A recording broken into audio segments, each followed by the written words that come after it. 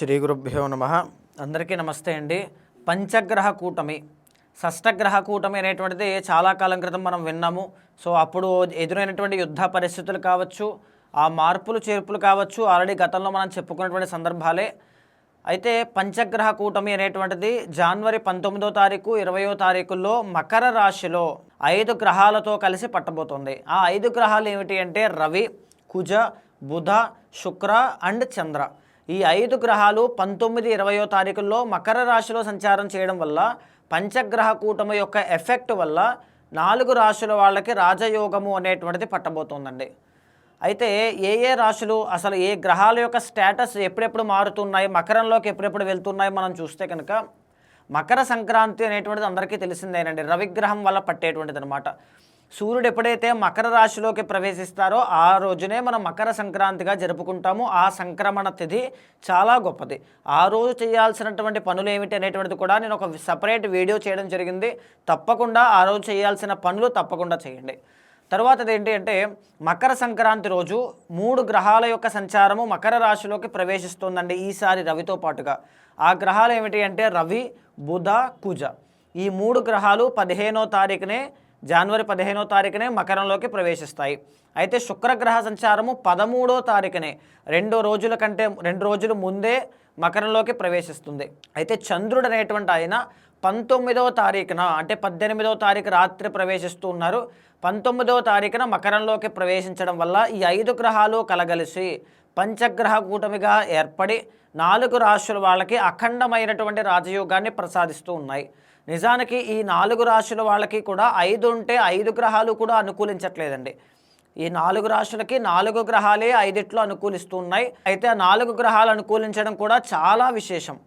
So ఏ రాశుల వాళ్ళకి అనుకూలిస్తున్నాయో మనం చూస్తే కనుక, అయితే మరి 2వ రాశి ఎవరు? ఈ పంచగ్రహ కూటమి వల్ల మంచి లాభాలు పొందేటువంటి వాళ్ళు ఎవరు అంటే సింహరాశి వాళ్ళండి. ఎందుకంటే సింహరాశి వాళ్ళకి 6వ స్థానంలో ఈ యొక్క గ్రహాలన్నీ కలవడం వల్ల చాలా అద్భుతమైన ఫలితాలు కనబడబోతూ ఉన్నాయి. 6వ స్థానంలో రవి ఎంటర్ అవుతున్నారు, కుజుడు ఎంటర్ అవుతున్నారు, బుధుడు ఎంటర్ అవుతున్నారు, శుక్రుడు అండ్ చంద్రుడు. అవుట్ ఆఫ్ 5 ప్లానెట్స్ మీకు బాగా అనుకూలించేటువంటి గ్రహాలలో 4 ఉంటాయి, ఒక శుక్రుడు తప్ప. శుక్రుడు అనేటువంటి ఆయన మీకు బలంగా లేరండి. ఆయన ఈ యొక్క 6వ స్థానంలో అనుకూలించరు కాబట్టి శుక్ర బలము అనేటువంటిది ఉండదు. అయితే దీనివల్ల మిగతా పంచగ్రహ కూటమి యొక్క ఎఫెక్ట్ వల్ల ఏ మార్పులు మీ యొక్క జీవితం మీద ప్రభావితం అవుతాయి అంటే 6వ స్థానంలోకి జన్మ అధిపతి ఎవరైతే రవి ఎంటర్ అవుతూ ఉన్నారో, యోగిస్తూ ఉన్నారో, దీనివల్ల హెల్త్ ఇష్యూస్ ఏవైనా బాధించేటువంటి ఉంటే, పూర్వం మీరు ఏదైనా ఒక తొందరపాటు నిర్ణయం తీసుకుని, లేకపోతే ఆవేశంలో నిర్ణయం తీసుకుని, కోపంలో నిర్ణయం తీసుకుని దానివల్ల ఎఫెక్ట్స్ అనేటువంటివి ఇబ్బంది పడుతూ ఉంటే, ఈ జనవరి 15 తర్వాత వాటి నుంచి బయటకు వచ్చి ఆ హెల్త్ ఇష్యూస్ అనేటువంటివి సార్ట్అవుట్ అవ్వడం, పనులన్నీ కూడా సాఫీగా పూర్తవడం లాంటివి కనబడతాయండి. గతంలో మీరు చూసిన జీవితంలో పరిస్థితుల కంటే జనవరి 15 తర్వాత నుంచి ఒక నెల రోజుల పాటు మీరు చూడబోయేటువంటి పరిస్థితులన్నీ కూడా మీకు చాలా అనుకూలంగా ఉంటాయి. ఎందుకంటే పనుల్లో ఆటంకాలు తొలగిపోతాయండి. రవి బలం ఎప్పుడైతే ఉండదో సమయానికి భోజనం చేయలేము. ఎలా అంటే పనుల్లో విపరీతమైన టెన్షన్ పెరిగిపోతూ ఉంటుంది, సమయానికి భోజనం చెయ్యం, అనారోగ్యం పెరిగిపోతూ ఉంటుంది.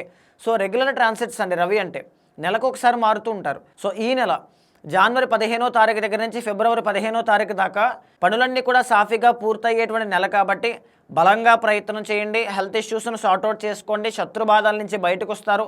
అప్పుల బాధ నుంచి కూడా బయటకు వచ్చేటువంటి యోగం మీకు కనబడుతుంది.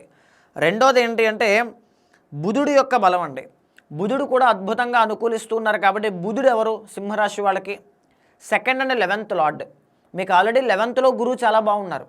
2nd లార్డ్ బుధుడు ఇప్పుడు యోగించబోతున్నారు. ఎంత మంచి యోగమో చూడండి.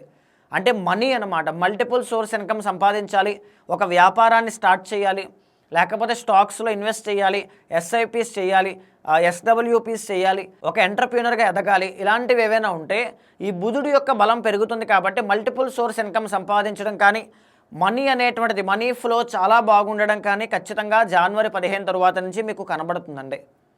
కుజుడు యొక్క బలం కూడా 45 రోజుల పాటు, జనవరి 15వ తారీఖు దగ్గర నుంచి ఫిబ్రవరి ఎండ్ వరకు కూడా కుజుడు యొక్క బలం కూడా పెరుగుతుంది కాబట్టి దీనివల్ల రియల్ ఎస్టేట్ వ్యాపారంలో బాగా కలిసి వస్తుంది.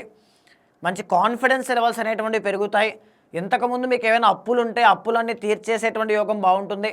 తర్వాత మీరు ఏదైనా స్థలం కొనాలి, వాహనం కొనాలి, ఇల్లు కొనాలి, లేకపోతే మీరే ఒకటి అమ్ముతూ ఉన్నారు, అది అమ్ముడవ్వాలి, ఇలాంటివన్నీ కూడా సాల్వ్ అవుతాయి.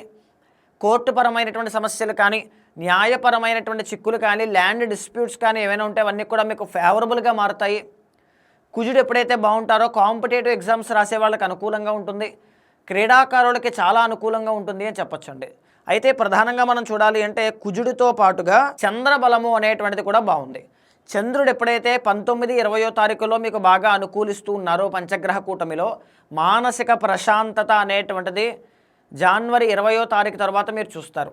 ఏదో ఒక తెలియనటువంటిది ఇంతకు ముందు ఉన్నంత గందరగోళమైన పరిస్థితులు అయితే కనబడవు. ఖచ్చితంగా ఒక నిర్మలత్వం కనబడుతుంది. ప్రశాంతంగా ఒక పనిని డీల్ చేసే విధానం ఇది మారుతుంది అని చెప్పచ్చు. అయితే శుక్రబలం మాత్రం లేదండి. శుక్రుడు మీకు 3rd and 10th లార్డ్. అంటే ఎలా ఉంటుంది అంటే శుక్రబలం లేకపోవడం వల్ల కష్టసాధ్యంగానే ప్రతిదీ సాధ్యం ఉంటాయి. ఒక పని ఉందనుకోండి, ఇంతకుముందు మీరు ఎలా అయితే డీల్ చేస్తూ కష్టపడుతున్నారో ఇప్పుడు అలాగే కనబడుతూ ఉంటుంది. బట్ చంద్రబలం యాడ్ అవ్వడం వల్ల కొంత ఈజీ అవుతుంది. కానీ శుక్రబలం ఎప్పుడైతే లేదో కెరీర్ పట్ల కొద్దిపాటి శ్రమ అనేటువంటిది కనబడుతుంది. మీతో పాటు పనిచేసేటువంటి కలీగ్స్తో కానీ సిబ్లింగ్స్ మీ తోడబుట్టిన వాళ్ళతో కానీ తెలియనటువంటి చిన్న చిన్న వాక్ వివాదములు కానీ కలహాలు కానీ మాట పట్టింపులు కానీ మనస్పర్ధలు కానీ రావచ్చు. సినీ నాటక కళారంగాలు, నృత్య గీత వాద్యాది రంగాలు, కళారంగం కళాకారులు ఎవరైనా ఉంటే వాళ్ళకి కూడా కొంచెం మిశ్రమంగానే ఉంటుందండి. 15వ తారీఖు వరకు మీకు అనుకూలంగా ఉంటుంది. 15 తరువాత నుంచి అంత అవకాశాలు రాకపోవచ్చు. కాబట్టి బలంగా ప్రయత్నం చేయాలి. అయితే రాజకీయ నాయకులకైతే ఖచ్చితంగా శుభవార్త అని చెప్పచ్చు. ఈ సింహరాశిలో జనరల్లీ పొలిటీషియన్స్ చాలా ఎక్కువ ఉంటారు. హెచ్ఆర్లు కానీ హెడ్లు కానీ లేకపోతే ఎమ్మెల్యేస్ కానీ లేకపోతే ఒక సంస్థని లీడ్ చేసేటువంటి సీఈఓస్ కానీ ఫౌండర్స్ కానీ అంటే ఒక వ్యవస్థను నడిపించేటువంటి నాయకులు అన్నమాట సింహరాశిలో ఉండేటువంటి వాళ్ళు. సో వాళ్ళకి ఈ టైం చాలా బెస్ట్ టైం అండి. కాబట్టి మీ నాయకత్వ లక్షణాలు ప్రూవ్ చేసుకునే అవకాశాలు ఇప్పుడు కనబడబోతూ ఉన్నాయి. అండ్ దీంతో పాటుగా ఈ యొక్క సింహరాశి వాళ్ళకి ఆల్రెడీ అష్టమ శని నడుస్తుంది. సప్తమ రాహు, జన్మంలో కేతువు. మీకున్నటువంటి దురదృష్టం ఏంటంటే ఒక దాని మీద మీరు కాన్సన్ట్రేట్ చేసి ఎదుగుతూ ఉన్న క్రమంలో మళ్ళీ దాని నుంచి డీవియేట్ అయ్యే అవకాశాలు ఇప్పుడు ఉన్నాయి ఎక్కువ. ఎందుకంటే జన్మంలో కేతువు కాబట్టి కన్సిస్టెన్సీ కనబడదు. కాబట్టి కన్సిస్టెన్సీ మెయింటైన్ చేయండి. ఒక రిజల్ట్ వచ్చినా రాకపోయినా దాని మీద స్థిరంగా నిలబడాలి.